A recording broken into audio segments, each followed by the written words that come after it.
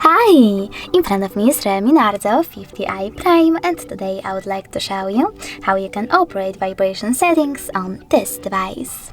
You need to start by accessing settings and choosing sound. Now click on vibrate full calls and select one of those options for your incoming calls.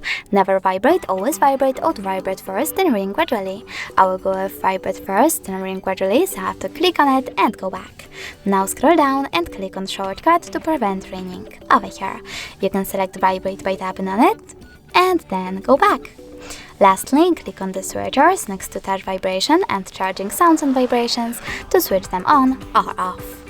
Thanks so much for watching. If you enjoyed this video, leave a like, comment and subscribe. Bye!